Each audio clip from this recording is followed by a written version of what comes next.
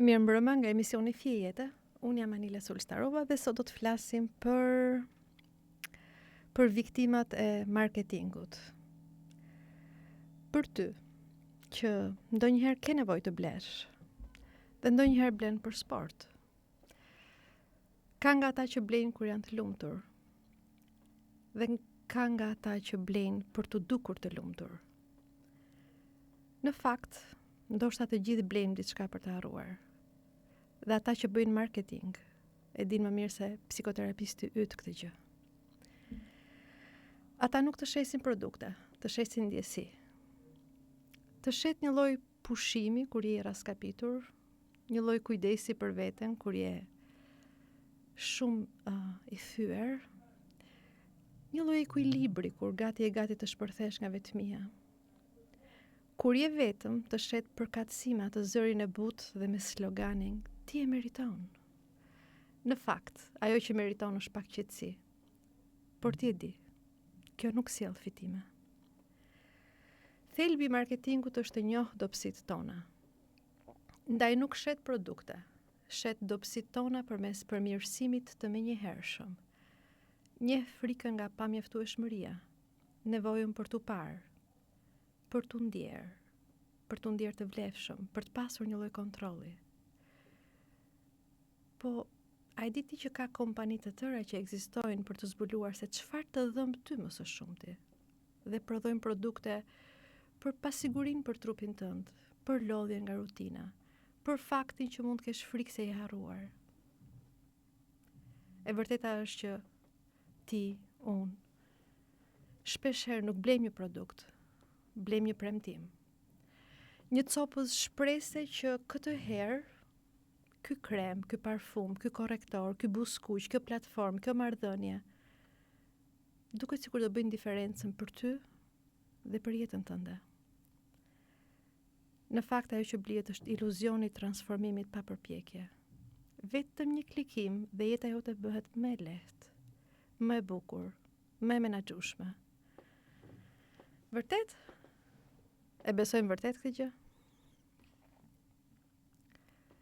Në thelb, është e njëjta gënjeshtër e vjetër, vetëm që ndron veshje. Nëse blen diçka, nëse bëhesh dikush. Dhe kjo nuk ndodh vetëm me reklamat klasike. Mjafton të shohësh mënyrën se si u premton inteligjenca artificiale njerëzve çdo gjë për pak sekonda. Një dokument që duhej bërë duke shpenzuar shumë orë, do ta bëj për pak sekonda, por e vërteta? E vërteta është që edhe ChatGPT në fund është një pasqyrë e marketingut modern. Premton mrekulli, jep ndihmë, por asnjëherë shërim. Ky është ritmi i kohës sonë. Gjithçka ofrohet shpejt, funksionon përgjysëm, dhe ndonjëherë të lëpas një boshllok që lidhet me zhgënjimin. Sa më i madh është zhgënjimi, aq më e fortë dëshira për të gjetur zgjidhje të shtrenjta. Parimet janë të qarta. Zhvillo varësi. E ke vënë re që në çdo fushat marketingu, në çdo slogan, fshihet e njëjta pyetje që askush nuk e thot me zë. Si mund të bëjmë të ndihesh defektoz, që të kesh nevojë për ne? Reklamat janë arti brillant i manipulimit të ndjenjave. Një art që shëtit mes frikës dhe dëshirës. E din që njerëzit kur blejnë, ndodh kur janë të lodhur, kur janë të vetmuar, kur duhan të ndihen sërish nën kontroll. Kështu krijohen ato videot me ritme të shpejta, me zëra që përzihen mes ngrohtësisë dhe urdhrit, merre, mos prit, ti e meriton. Në fakt ajo që po ndodh është krejt e kundërta. Po të mësojnë të mos presësh, në mënyrë që të mos kesh kohë të mendosh, të jesh një numër suksesi për ta dhe një numër i ri në listën e viktimave të marketingut. Nëse do të kuptosh marketingun, mos shiko produktin. Përpiqu, nëse mundesh, të shohësh emocionin që ai zgjon. Ndoshta zgjon ankthin që nuk e arritur mjaftueshëm, frikën se po mbetesh pas, rinin që mund ta humbasësh ose që po e humbet në fakt. Ankthin që ke bërë zgjedhje të gabuara me produktet që ke zgjedhur deri tani, apo ndoshta dhe atë boshllëkun e zakonshëm që kërkon të mbushet me diçka të re. Marketingu është pasqyra e asaj që s'po shërohet dot. Dhe ajo që ti, unë, nuk po shërojmë dot është mungesa e kuptimit. Në sipërfaqe, duket sikur jemi më të lirë se kurrë. Mund të zgjedhim çdo gjë, si të dukemi, këtë ndjekim, çfarë të blejmë, cilën jetë të jetojmë. Por kjo liri, në thelb, është thjesht një mirazh i dizenjuar mirë. Çdo zgjedhje që bëjmë është e udhëhequr nga strukturat padukshme, nga algoritme që na njohin më mirë se sa vetja. Tregje që e masin sekondën kur ndalojmë syt, sa ndalojmë syt, kompani që shesin vëmendjen tonë si shifra shikueshmërie. Psikologët që studiojnë sjelljen e quajnë këtë paradoksi i zgjedhjes, sepse e di, sa më shumë opsionet kemi, aq më pak të lirë ndihemi. Sepse zgjedhja e tepërt nuk na çliron, na paralizon. Dhe ndoshta për këtë arsye, pas çdo blerje, ndihem atë boshllëkun e vogël, atë ndjesinë që prap diçka mungon, edhe pse në teori kemi gjithçka. Këtë lloj boshllëku psikologët e lidhin me atë që quhet deprivimi i nevojave psikologjike bazë. E diti cilat janë këto nevoja? Dashuri, përkatësi, siguri dhe kuptim. Sa më të paplotësuara nevojat për dashuri, përkatësi, kuptim dhe siguri, aq më të larta janë shanset që ti, unë, të jemi viktima të marketingut. Ne nuk blejmë për të pasur më shumë, por për të ndjerë se jemi pjesë e diçkaje. Në një studim të Universitetit të Michigan, u vure se sa më e madhe prirja për konsum emocional, pra për blerjet apo porositit online që bëhen në ato raste kur ndjejmë emocionet caktuara, të parahatshme për ne, aq më e fortë ndjenja e vetmisë. Në fakt, konsumatorët më aktiv shpesh janë më pak të lidhur në mënyrë të vërtetë me të tjerët dhe më të prekur nga ndjenja e izolimit. Reklamat nuk shesin produkte, shesin përkatësi të përkohshme. E ke vënë re që kur blen, për disa çaste ndihesh pjesë e botës, pjesë e njerëzve në thonjza si ne. Pastaj kjo ndjenjë zbehet dhe nis një kërkim i ri, një nevojë në dukje, një nevojë për të plotësuar e re. E vërteta është që jemi në kërkim për përkatësinë e radhës. Pas çdo blerje fshihet një ëndër e vjetër që nuk u realizua dot. Pamjaftueshmëria ndoshta? Pamjaftueshmëria për të qenë në një standard me të tjerët. Ndonë se nuk i kemi kurrë mjetet për të matur standardet e të tjerëve, kush e di pse ne i idealizojmë ato. Një iluzion që do jesh versioni që dikur nuk u bëre dot. Ai versioni më i qetë, ose më i guximshëm, ose më i lumtur, më i bukur, më seksi, më sportiv. Për këtë arsye marketingu nuk është thjesht mekanizëm ekonomik, por teknologji emocionale. E aftë të risjell në çdo klikim ndjesinë e shpresës. Asaj shprese që dikur ti e kërkoje në dashuri, në art, në Zot, dhe di çfarë, sot ta ofron një njoftim në celular. Në një mënyrë interpretimi psikologjik, kjo do të quajë mos përputhje midis vetes reale dhe asaj ideale. Sepse në këtë hendek jeton tregu. Ai të ofron një version ideal të vetes, atë që ti sa do përpiqesh nuk e arrin dot kurrë. Por as nuk heq dot dorë. Ndaj dhatat marketingut punojnë për ta mbajtur njeriun aktiv në mënyrën që kërkon dhe nuk ngopet. Në fakt, marketingu nuk do që ti të ndihesh keq. Ai do që ti të ndihesh pak më mirë se sa keq. Aq më mirë sa të mos fusësh kartën e kreditit në çantë. Ajo duhet të jetë gjithmonë në përdorim. Pas çdo iluzioni të zgjedhjes ka një dëmtim të vogël emocional. Një tronditje që nuk e pranojmë dot. Dhe kjo tronditje lidhet me faktin që ndoshta nuk jemi aq të lirë sa mendojmë. Ndoshta nuk jemi duke zgjedhur, po duke na zgjedhur. Në fund, ajo që blejmë nuk është produkti, është ajo ndjenja e përkohshmërisë e asaj shpresës që ndoshta kësaj here do t'jetë pak më ndryshe. Për ty që je ulur në shtëpi dhe po dëgjon këtë emision, për ty që je në makinë duke udhëtuar, sot po flasim për viktimat e marketingut. Sepse ti me siguri e di që në pamje të parë ne jemi brezi më i lirë. Por në fakt nuk është ashtu. Nëse dikur reklamat na shisnin produkte, sot na shesin identitete.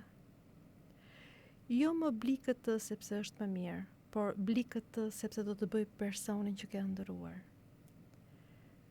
Kjo është etapa e re e marketingut të sotëm, personalizimi emocional.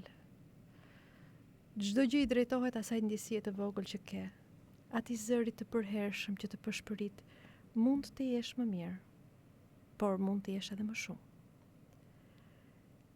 E vërteta është që jemi lodhur nga kjo më shumë, nga versionet e pafundme të vetes që duhet të jemi, më produktiv, më të qetë, më të ushqyer në mënyrë të shëndetshme, më të suksesshëm, më me vetëdije, më të butë, më të rinj, më me muskuj, me kolagjen që nuk shteron kurrë në fytyrë.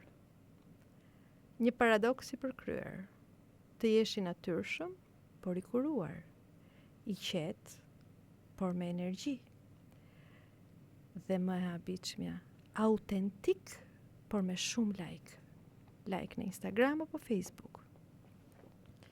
Në fakt ti e di që ky nuk është më kujdes për veten. Gati është punë me orar të plot. Një sistem që s'urdhëron më, por të josh. Nuk të thot duhet, por mundesh. Dhe kështu lodhja bëhet fajyt. Nuk je më i raskapitur nga presioni i jashtëm, por nga paaftësia për të qenë i lumtur në një botë që të kujton çdo ditë se mund të ishe i tillë. Mjafton të shohësh rrjetet sociale, duket më qartë se kudo. Një det me njerëz që duket sikur po jetojnë në dritë natyrale të përhershme, që punojnë nga kafenet me laptop të bardhë, pin ujë me limon, bëjnë yoga për të rindezur shpirtin. Është thjesht një vitrinë e ankthit modern, përpjekja për të dëshmuar se jetën e kenë në kontroll. Se çdo ditë na paskësh një qëllim, një plan. Pra, një jetë me qëllime të shëndetshme të përditësuara. Po ti e di, as ti as unë, nuk postoj momentet kur nuk e dim se çfarë kërkojmë, kur mendja është e dorëzuar, kur nuk duron dot as zërin tënd, as zërin tim. Në një studim tjetër që është bërë në vitin 2023 nga Universiteti i Harvardit, me që ne në Ballkani kemi shumë qef, universitet me emra të mëdhenj, mbi 68% e pjesëmarrësve pranuan se përjetojnë presionin për të qenë vazhdimisht versioni i tyre më i mirë. Është një lodhje vazhdueshme nga përpjekja për të dukur i ekuilibruar, i kujdesshëm, self-aware, i vetëdijshëm. Ky nuk është më përmirësim. Është një lloj kolonizimi, pushtimi që i bëjmë mendjes, jetës, vetes. Është një formë për ta kthyer jetën në një projekt pafund. Se në fakt edhe kujdesi për veten është kapur peng nga tregu. Ai që dikur niste me heshtjen, me qetësinë, me reflektimin, tani vjen paket me fjongo sipër, qirinj aromatik, ditar falenderimi, suplemente me magnez dhe rituale mëngjesi. E gjithë kjo industri që e quan veten wellness, për të mirëmbajtur, për të qenë mirë, nuk është gjë tjetër veç se kapitalizëm emocional me aromë parfumesh, së fundmi nga Dubai, dikur ishte nga Parisi. Na mëson ta masim paqen me produkte, të blejmë ndjesi, të blejmë ekuilibrin si mall. Në një farë mënyre, edhe psikoterapia, që dikur ishte hapësira ku ti ndaloje për të njohur, për të kuptuar veten. Me psikoterapisët online, ata që japin këshilla të gatshme, rrezikon të kthehet në një formë e re tregu, marketingu. Sepse e ke vënë re që fjalat trauma, tokëzim, energji negative janë bërë pjesë e gjuhës së përditshme. E vërteta është jo për të kuptuar, por për të përkthyer në para. Ka aplikacione që të numërojnë frymëmarrjen, që të kujtojnë të falenderosh universin, që të masin nivelin e qetësisë me sensor apo hormonin e stresit sa të lartë e ke. E në këto kushte, njeriu nuk po mëson të jetoj në paqe, por ta performoj paqen.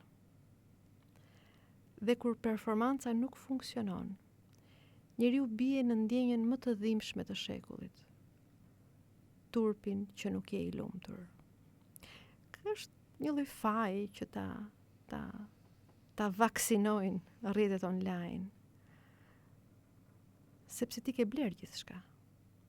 Ndaj dhe pyetja që i bën vetes është: kam gjithçka, pse nuk e ndjej, pse nuk ndihemi plot? Sepse në këtë lojë nuk ka fitues. Sa më shumë përpiqesh të arrish versionin ideal, aq më shumë largohet ai. Është si puna atij momentit kur ti shikon fytyrën tënde në ujë. Sa më shumë i afrohesh, aq më i turbull vështrimi, dhe kur e zhyt fytyrën në ujë, nuk ka më refleks. Në thelba ajo që po përpiqem të them është: ky kulti i vetes perfekte fsheh frikën nga papërsosmëria. Frika se njerëzit po të shihnin veten ideale që lidhet me rrëmujën, me pasigurinë, me boshllëkun e mëngjeseve pa kuptim. Ti ke frikë që do të refuzonin. Kjo është frika më e thellë njerëzore. Që nëse ne shfaqim veten e vërtet, nuk do të jemi të denjë për të dashur. Prandaj në sipërfaqen e të gjitha përkujdesjeve për veten, fshihet një etje për pranueshmëri. Jo për qetësi, por për dikë që të thotë: mjafton edhe kështu si je, je shumë mirë edhe kështu si je. Po sigurisht që këtë fjali nuk e shesin dot, dhe ti nuk ke për të dëgjuar në për reklama. Në çdo lloj reklame, edhe ato të wellness, nuk është kjo fjali. Fjalia është që ti mund të jesh më mirë, nuk je mjaftueshëm. Ndaj dëgjon zërin e butë të narratorit që të flet si mik, por po të shohësh pak më thellë, po të shet pohimin: ti meriton më shumë, ti e meriton këtë produkt, ti meriton një jetë më të mirë, a thua se të një. E vërteta është që ajo që ti meriton është pak pushim nga kërkesat që të tjerët përcaktojnë se çfarë është më mirë për ty.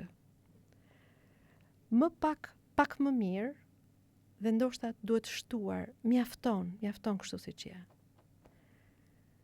Por ti e di që kjo s'do të ndodh kurrë, për sa kohë njeriu e mat vlerën e tij me atë që konsumon, lexon, poston, projekton. Ndoshta ne jemi bërë kaq të brisht sepse kemi mbi vendosur vetes shumë shtresa që nuk janë tonat. Pa dashur, rrugës kemi ngatëruar rritjen me performancën. Tani nuk mjafton të jesh. Duhet jesh më mirë, më shumë, më i ri, më e re, më interesant, më seksi, me muskuj.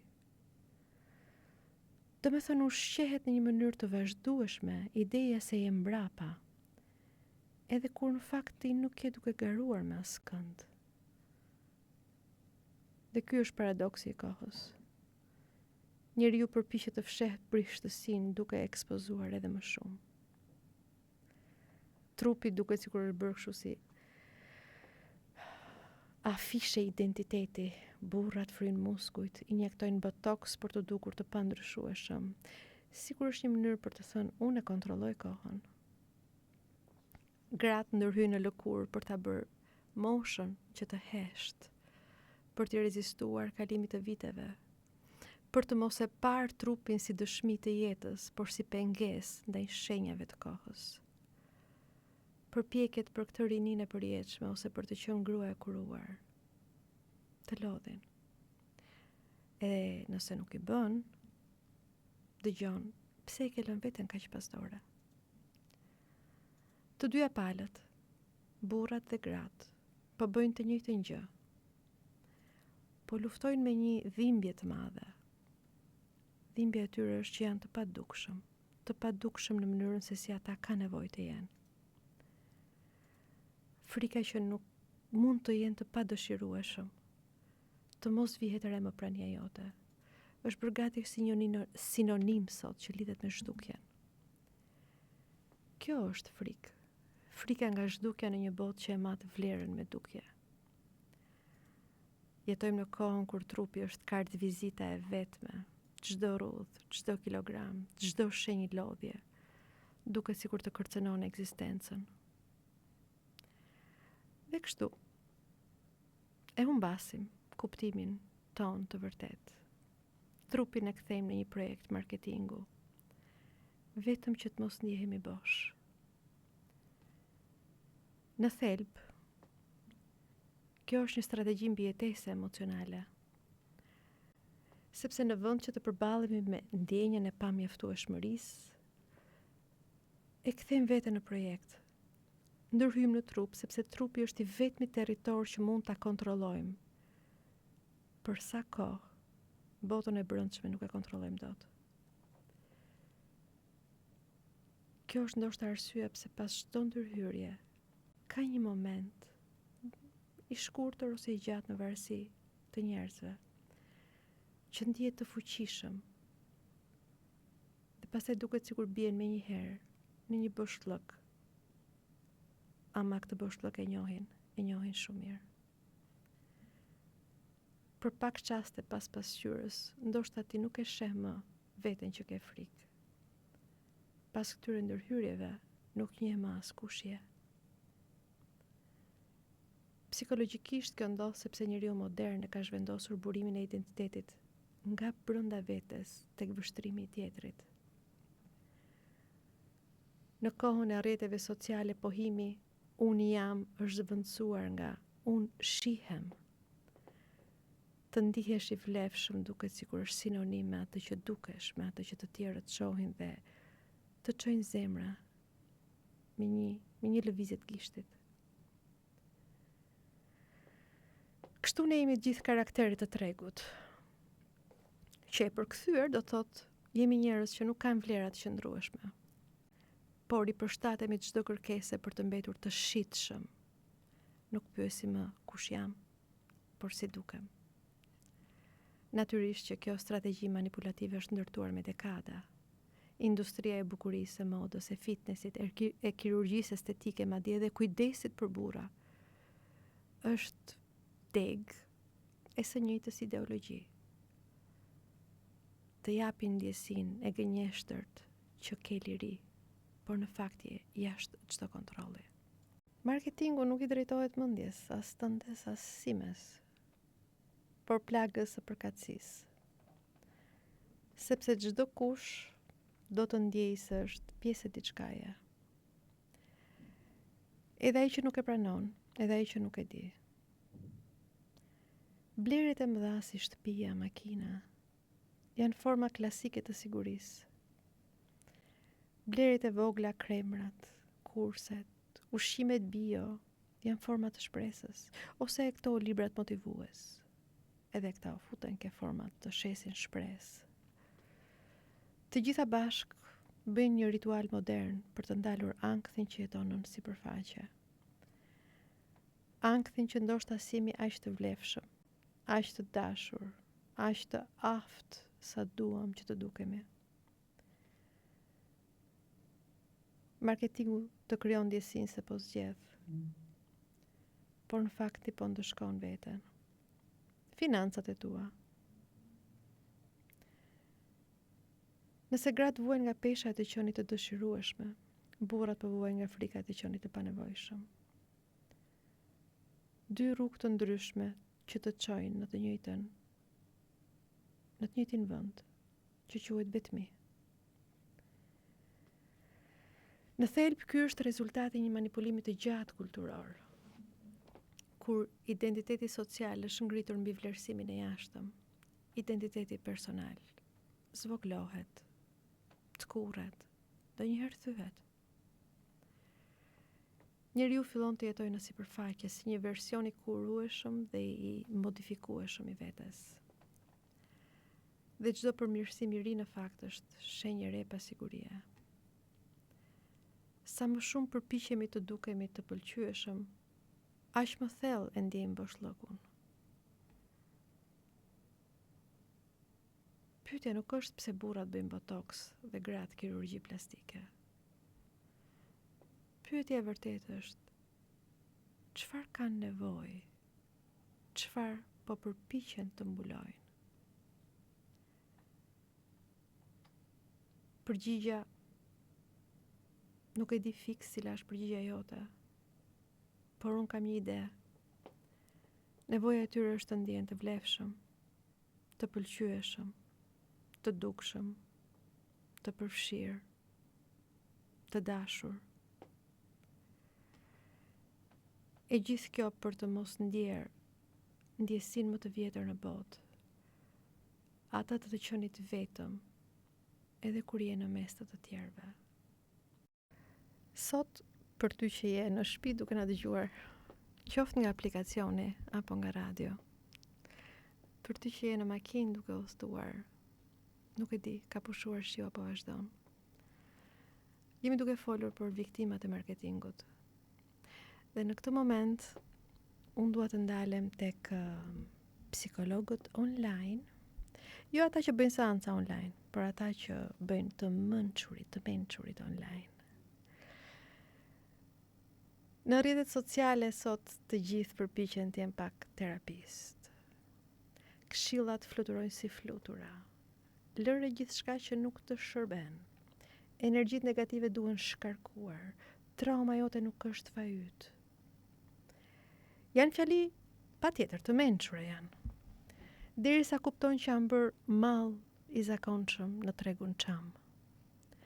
Të mbështjellë me një dizajn minimalist, po kanë edhe të shoqëruar me nëse bën kaq seanca, kjo kushton kaq dhe është me zbritje natyrisht.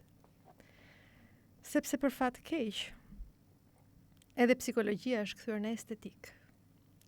Tani shitet në tonë bezh me qetësi artificiale. Dominojnë fjalët si balancë, shërim, rigjallërim. Por ti besoj e ke kuptuar që asgjë nuk shërohet me një video 60 sekonda. As një plag, as nuk shihet, jo më të fashohet, me një reel që përfundon me mos harro të bësh like dhe subscribe. Ajo që ndodh është më e holl. Njeriu fillon ta ngatërroj zërin e influencerave me zërin e ndërgjegjes. E vërteta është që shumë nga ata që ndjekim në rrjet nuk janë thjesht psikologët e internetit. Ata në një farë mënyre duket sikur përfaqësojnë figurat e prindërve të munguar. Flasin me një ton të butë, thonë jam me ty, të mësojnë si të mendosh, si të ndihesh, si të qetësohesh. Dhe truri, duke qenë se i ka mungesë këtë zë, këtë afërsi, tenton ta thith dhe ta ndjek. Shumë njerëz pa e ditur kërkojnë tek psikologët e internetit atë që se morën kurrë nga prindrit. Një vëmendje, fjalë të ngrohtë, një prani që të mëson se si të ndihesh në rregull. Por kjo prani zgjat aq sa postimi i atij që ti ndjek, influencerit online. Në epokën ku ne jetojmë, influencerat e kujdesit emocional kanë zëvendësuar prindrit e munguar, edhe ata që kanë qenë të lodhur në fakt. Njerëzit rriten me këshilla për shërim dhe rishpërndajnë mantra si lutje të vogla moderne. Lër atë që nuk e kontrollon dot. Ti nuk ke trauma jote. Universi ka një plan për ty. Është Mërkuri retrograd. Askush nuk të pyet, a mjafton kjo për ty? Apo çrëndsi ke ti? A mund ta zëvendësoj një zë që vjen nga ekrani? Zërin që duhet të vinte nga korridori i shtëpisë ose nga kuzhina. Studimet e reja mbi neurobiologjinë e lidhjes theksojnë shumë qartë se truri njerëzor formohet përmes ndërveprimit emocional. Pra qetësinë e mëson kur një tjetër qenie e gjallë është e pranishme, e butë, e vëmendshme ndaj teje. Jo kur një aplikacion të kujton të çohesh në këmbë, të bësh squat, të marrësh frym. As një video që të thotë ti je i mjaftueshëm. Në përrjete, nga rrjetet sociale, kujdesi është pa trup. Është thjesht një zë. Dhe pa trup nuk ka lidhje të vërtet. Lidhje njerëzore flas. Ka vetëm zëra që të thonë se çfarë të bësh, por jo si të jesh. Kjo është arsye pse ti dhe shumë të tjerë ndoshta pafund ndjekin profile shëruesish në thonjza ose motivuesish. Dhe sa më shumë ndjek, për kuriozitet hidhi një sy Instagramit tënd sa nga këta ndjek. Ndihen më të vetmuar se më parë. Sepse çdo video rikujton boshllokun që nuk është mbushur, ose atë përqafimin që nuk e morëm dot. Atë ngrohtësinë që ti arrin ta dëgjosh por nuk arrin dot ta prekësh. Dhe në vend që të shërohesh krijon një varësi të re. Varësinë nga ndjenja që ndoshta dikush po kujdeset për ty për së largu. Ky është marketingu më i sofistikuar i shekullit tonë. Jo ai që të shet produkte, por ai që të shet për kujdesje. Atë lloj vetë kujdesi që insinuon që ti nuk e bën dot vet. Kjo nevoja për të për të kërku dashuri që s'vjen nga askundi. Atë empatin që përfundon me videon që përfundon. E ke vënë re që influencerat janë bërë misionarët e nevojës sonë për marrëdhënie njerëzore. Flasin kështu si nëna të munguara, si baballar që s'kan qenë, se ke pas në jetë. Të ofrojnë një zë që të shikon edhe kur nuk të shikon, pa të parë. Që të dëgjon, me demek të dëgjon pa të njohur. Dhe për shumë njerëz, ky zë është i vetmi që u flet me butësi gjatë ditës. Dhe këtu ndodh edhe ironia më e madhe, sepse sa më shumë konsumojmë kujdes emocional online, aq më shumë shkatrohet ajo muskulatura e lidhjes reale njerëzore. Truri mësohet me ndjesinë e kujdesit pa rrezik, sepse këta influencerat nuk kanë ndonjë rrezik, janë gjithmonë aty, mjafton që ti të klikosh. Pa zhgënjime, pa reciprocitet. Në jetën reale marrëdhëniet kërkojnë përpjekje, praninë e trupit, durim për të dëgjuar dikë. Durim për ta falur dikë. Në rrjet gjithçka është e pastër, e kulluar, e qartë, e qetë, po kaq e gënjeshtërt. Dhe kjo është më e dhimbshmja, që milionë njerëz sot ndjen të në thonjza, të mbështetur nga zëra që nuk i njohin dhe të harruar nga ata që kanë pranë. Sot ne nuk jemi bërë më të mençur me terapinë online. Jemi bërë më të uritur për kontakt të vërtet. Sepse njeriu nuk ka nevojë për një tjetër video motivuese, ka nevojë për dikë që t'i ulet përballë, t'i thotë, jo me hashtag natyrisht, por me zë njerëzor. Dua të të njoh. Dua të të dëgjoj. Kam 100 pyetje për ty. Këtë fjalin nuk e shesin dot as reklamat, as algoritmet, as terapistët e internetit. Sepse për ta dhimbja është përmbajtje, ndërsa për njeriu është kujtesë se po vuan ende. Në fund gjithçka kthehet në premtim. Një premtim që çdo gjë do rregullohet nëse ndiqen këto rrjete, këto platforma. Lumturia, shëndeti, dashuria, trupi, shpirti, mjafton ta blesh. Tregu nuk shet më sende, të shet përjetime. Bli këtë aromë dhe do ndihesh si në Paris ose në Dubai. Përdor këtë aplikacion dhe do masësh nivelet e stresit, do jesh më i qetë. Paguaj këtë kurs dhe do të jesh versioni më i mirë i vetes. Duket sikur e gjithë shoqëria funksionon si një fe e re që po pratikon shpengim përmes konsumimit. Por ky lloj shpengimi ka një kusht. Duhet të ndihesh gjithmonë pak bosh. Vetëm, i trishtuar, i lënduar. Sepse sigurisht nëse ti ndihesh mirë me veten, as nuk shkon të ndjekësh këtë faqe. As nuk i kërkon. Një njeri që e ka gjetur këtë lloj qetësie, e di si konsiderohet nga mjeshtrat e marketingut? Konsumator i keq. Ndaj reklamat nuk të ofrojnë paqe, të shesin procesin, një udhtim që nuk mbaron kurrë. Në një botë ku gjithçka është treg, edhe lumturia është kthyer në monedhë. Një universitet tjetër i famshëm, Yale, thotë që njerëzit e masin lumturinë e tyre çdo ditë nëpër aplikacione.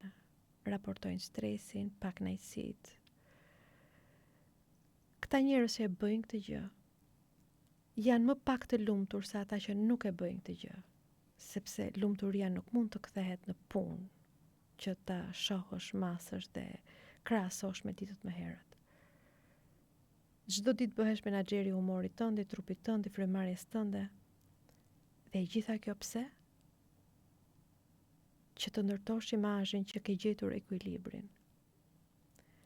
Kur në fakt brenda teje duket sikur ka një raskapitje të heshtur nga përpjekja për të ndier diçka që nuk është më spontane. Në çdo cep të botës të jetës sonë digjitale ekziston një mesazh që përsëritet. Nëse nuk je mirë, kjo do të thotë që nuk po bën aq sa duhet. Ne jemi këtu për të ndihmuar. Dhe askush nuk thotë që nëse nuk ndihesh mirë, është krejt okay, sepse në fund të ditës je njeri. Por natyrisht të dy e dim që në shoqëritë moderne edhe dhimbja është bërë kapital. Njerëzit tregojnë përjetime të vërteta në rrjete, jo për të ndihmuar, të kuptojmë drejt, por për të ndier të vlefshëm. Dhimbja është kthyer në monedhën me të cilën blejmë vëmendje. Kush flet më bukur për plagët, fiton më shumë ndjekës. Kush qan më estetikisht, bëhet më i besueshëm. Dhe kështu, ajo që dikur ishte një përvojë intime, humbja, trishtimi, vetmia, është kthyer në performancë. Pas çdo përpjekje për të dukur i lumtur, shihet një dëshirë shumë më e thjeshtë. Ti je i qetë, jo i gëzuar, as i suksesshëm. Thjesht i qetë. Po qetësi nuk ta shesin, sepse do të thotë që s'duhet blesh asgjë. Ndaj është e rrallë. Nëse çdo ditë të thuhet ti meriton më shumë, truri haron të ndjej mirënjohje për atë që ka tani më në jetën e tij. Dhe jeta kthehet në një garë me hije. Sa më shumë arrin, aq më bosh ndihesh. Lumturia është bërë si çdo produkt tjetër, me afat, me version të ri, me paketim ndryshe. Ndoshta problemi nuk është tek tregu, por tek boshllëku ynë që ushqen këtë treg, tek vetmia jone e heshtur, tek frika për të ndier dhimbje pa emër, tek paaftësia për të qëndruar pa stimuj të jashtëm, thjesht me veten. Se në fund njeriu nuk vuan nga mungesa e gjërave, por nga mungesa e kuptimit. Siç edhe Viktor Frankl ka thënë, njeriu mund të përballojë çdo pse nëse ka një pse për të jetuar. Çdo gjë nëse ka diçka për të jetuar. Por kur jeta nuk ka më pse, tregu ofron një pse të gatshme. Bli, ndrysho, fito, rilind. Dhe kështu mbetemi të ngecur në nevojën për të ndjerë më mirë, pa kuptuar se lumturia nuk ndodhet përpara, por pas ndalimit të identifikimit me vanitetin e rrjeteve sociale. Por ndoshta problemi nuk është që blejmë shumë, por që blejmë edhe me shpresën për të qenë të dashur. Ndoshta para se të blesh diçka, ja vlen për një sekond dhe të pyesësh veten, çfarë po kërkon vërtet? Jo çfarë po blen, po çfarë ke nevojë të ndjesh. Sepse pas çdo blerje, siç e tham, fshihet një emocion i pazgjedhur, nevoja për siguri, për përkatësi, për ngrohtësi, për pak dashuri që nuk e more kurrë.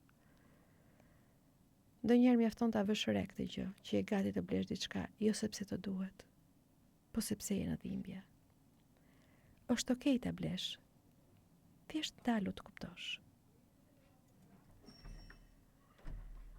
Në fund, ne mbetemi njerëz që kërkojnë kuptim, që diku duan të ndjen diku me dikë për të ndjerë diçka.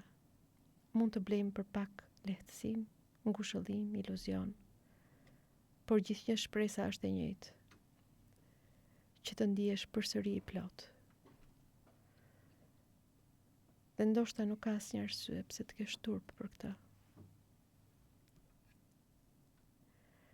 Mjafton të kujtojmë, të kuptojmë se ndonjëherë të jesh i pranishëm. Është dhurata më e madhe që mund t'i japësh vetesh. Natën e mirë nga Fije Jeta.